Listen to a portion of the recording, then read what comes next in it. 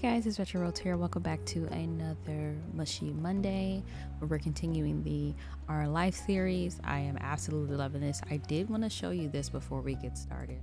Um, so I do have, for some reason, the voice name DLC is not working for me. I don't know why. But we have, again, we did step 1 DLC. I have DLC for step 2, 3, and I installed the wedding. I'm debating whether or not I want to do Derek's backstory or Baxter's backstory.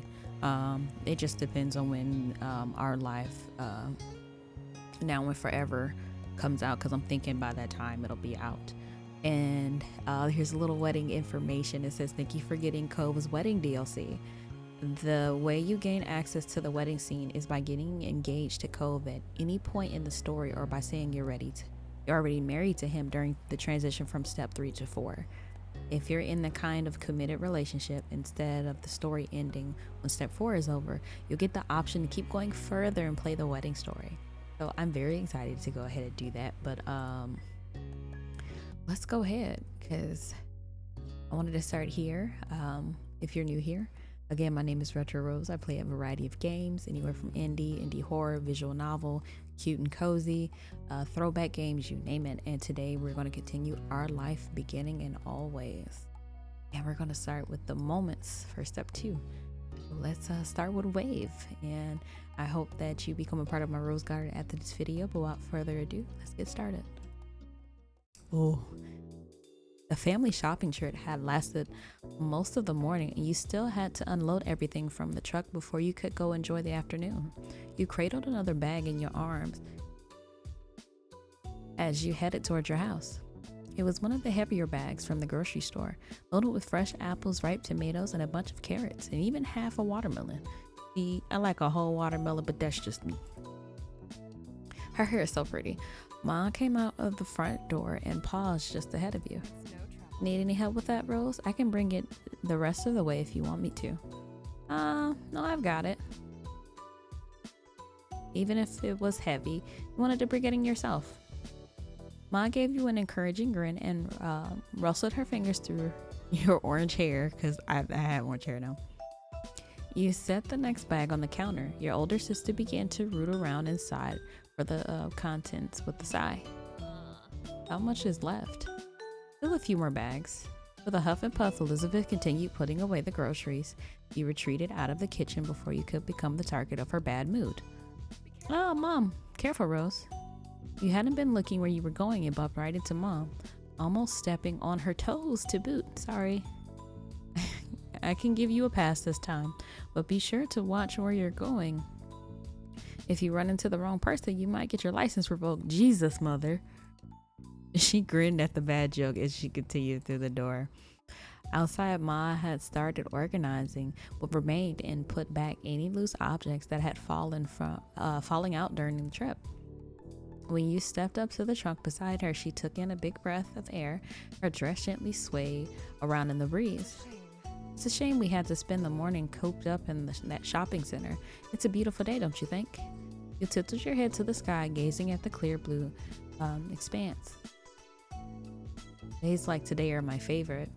Ma smiled at you, her amber eyes glistening with affection. You and your sister are a lot alike in that way. And me too. You gave her a familiar look, but eventually you turned back to help her with the last of the bags. Oh, hi, Cove. He's here. You notice Mom wave over. I can't even talk because I'm excited to see him. I'm such a goof.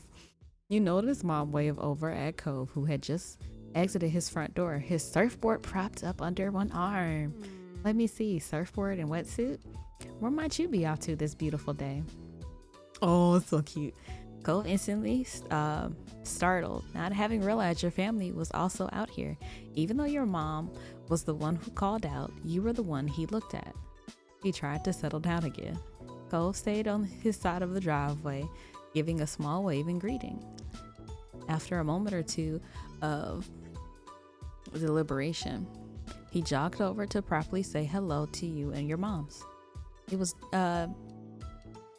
decidedly awkward since Cove had trouble figuring out how how close to stand to you. The addition of his unwilling surfboard made the whole thing seem clumsier. Careful with that thing, you'll put someone's eye out. Mom chuckled and got a whisper reapproach from Ma for it. Pam, please, go easy on him. Cove winced. He wasn't a big fan of attention under normal circumstances, so in this particular moment, he was probably wishing he could be invisible.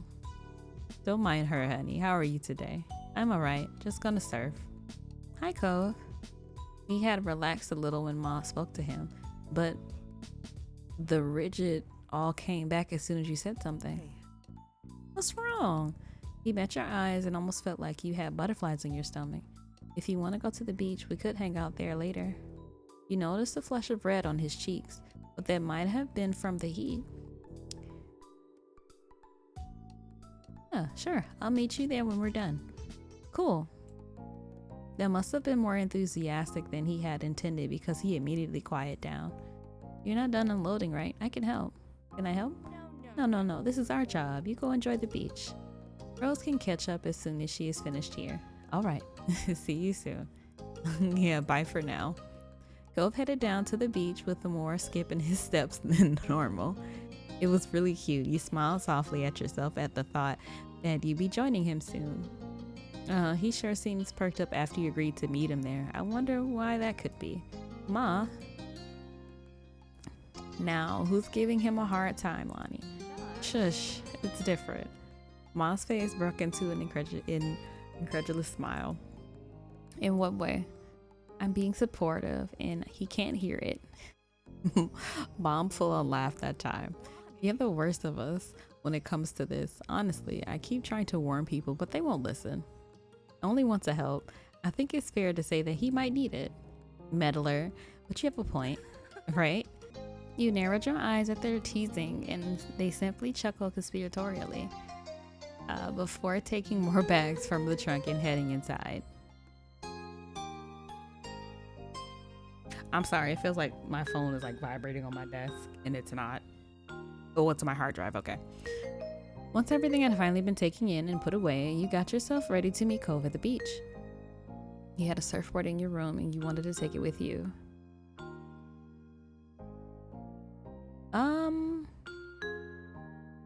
I wasn't sure what I want to do. You said at the same time as your parents. While Mom laughed a little, Mom gave you a smile. You'll have to go there and see what happens. Cole must have been excited to invite you there and he forgot you don't surf. Or he's hoping you'll go watch him so he can show off. Oh yes, I used to do that. I know, hun. I experienced this Rose situation firsthand. I was stuck on the shore too. You noticed what I was doing? Yes, after the very first time. It was not a subtle move. How embarrassing. I was still impressed. Oh, thank you.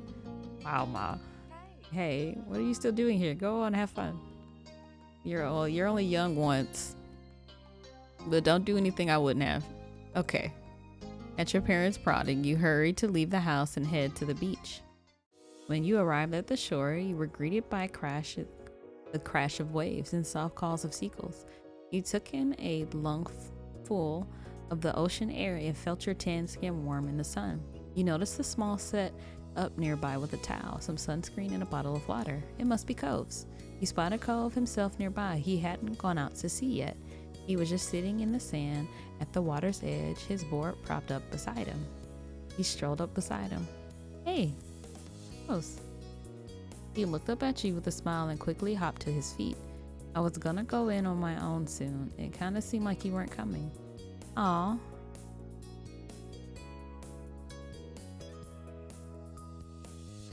Sorry you had to wait. Well, you don't have to say that. It's okay. And he cast his eyes out towards the waves. I'll stay here and watch you surf.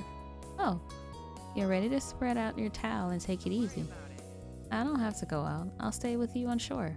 Or if you want, you could use one of my other boards and I could teach you. I wanted to try surfing. I'll do it. Let's surf. Cool. It was settled. Cove left up the shore and then returned with an extra board under his arm in no time at all. And you know it was so crazy to watch his development from like being a kid who didn't know how to swim to now he's full on surfing. And it's just so nice to see like the character development for everybody. I love it. I'm really liking this series. I didn't think I was gonna be like so excited to see what happens next. You paddled out into the sea to where the good waves were. The water was cool against your skin.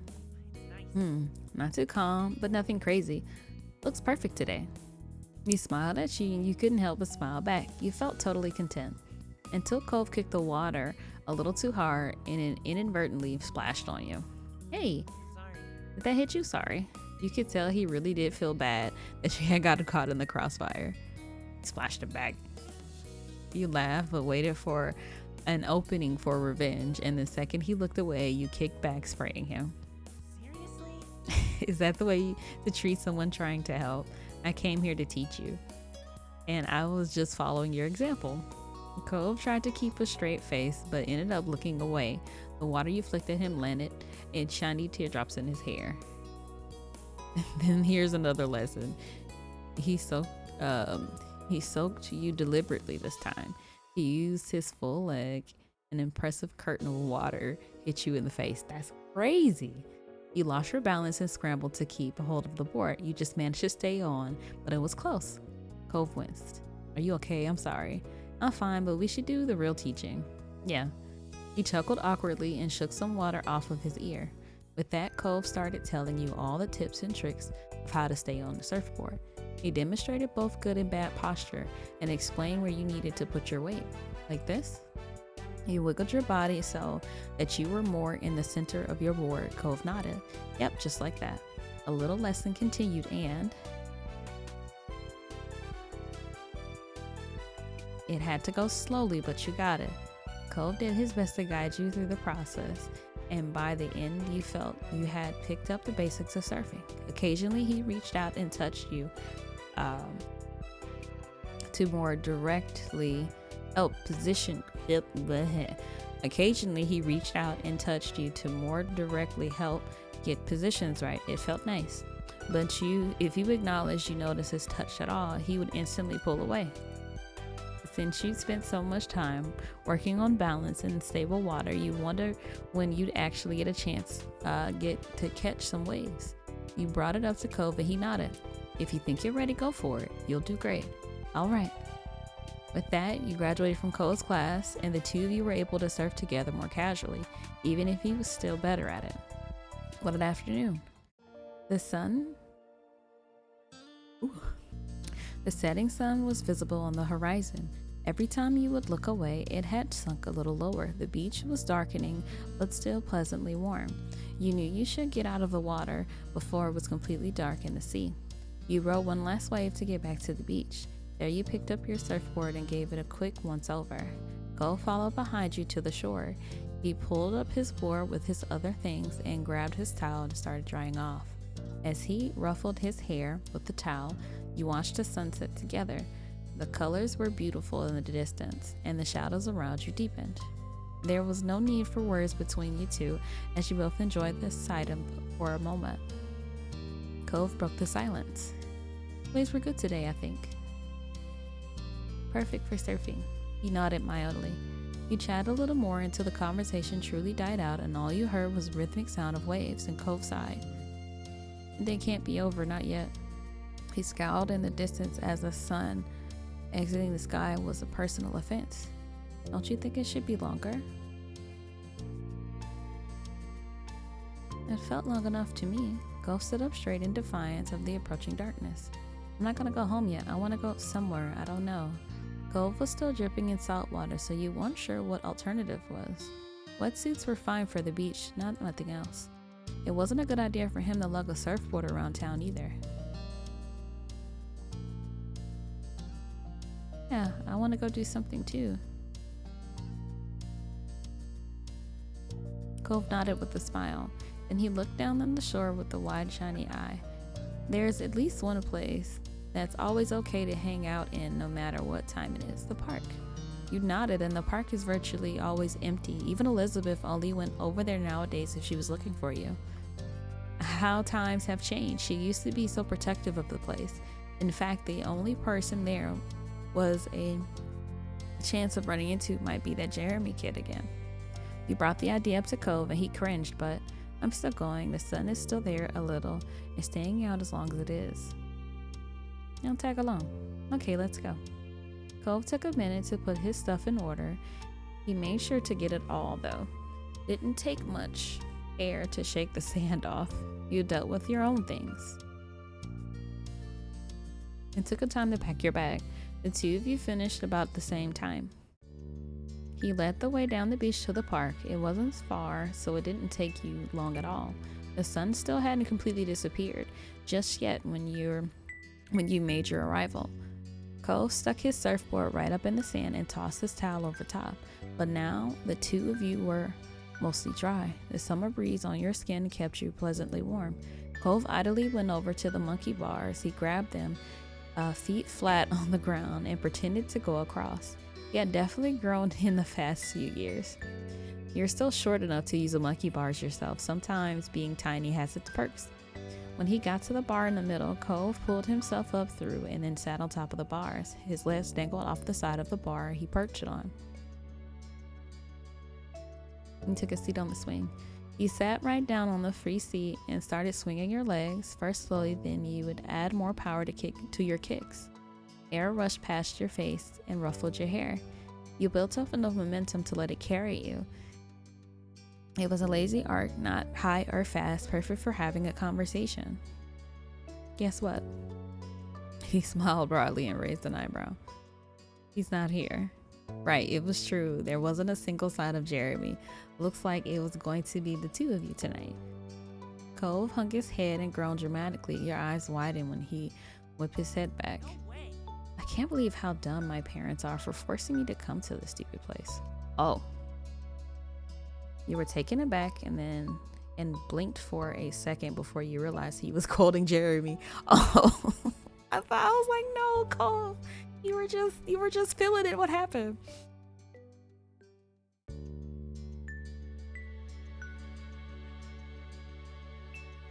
Oh, parents don't know anything. Cove chuckled back at you, amused.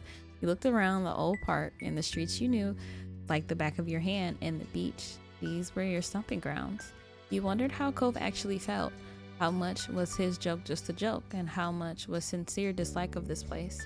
Moving had never been his choice. Do you actually like this neighborhood? Do you really have to ask that, Rose? Cove kicked his legs carelessly as they dangled. He smiled softly. I like it here, I really do. It's a nice place. He didn't hesitate. There was no uncertainty. That was his genuine opinion.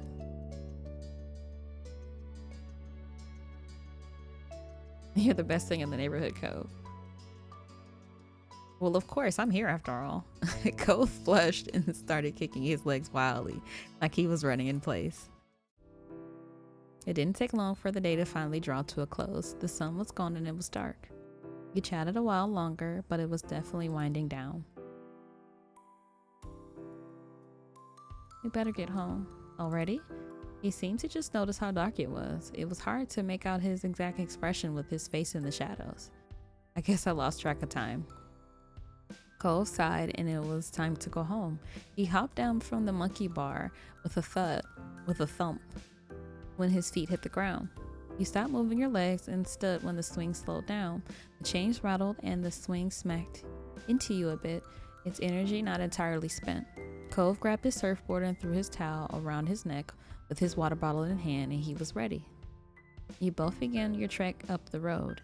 It was a quiet night and you didn't run into anyone else. In what felt like no time at all, you had reached your street. As you walked, Cove smiled to himself. It was a soft expression and you couldn't help but wonder what put it there. Everything okay? I just remembered when we were younger, it used to be such a big deal to come home after dark. You could indeed recall. If you got Sandy, your parents would have something to say. If you got Wit, your parents would have more to say. And if you came home after dark, well, your moms and his dad better have said it was okay beforehand. You used to need permission for everything. A small comment he made exposed just how much freedom you really had this summer. Cove looked up into the sky, a smile still on his face, as the two of you walked side by side, reminiscing. When you came to your house, you turned to each other. Bye.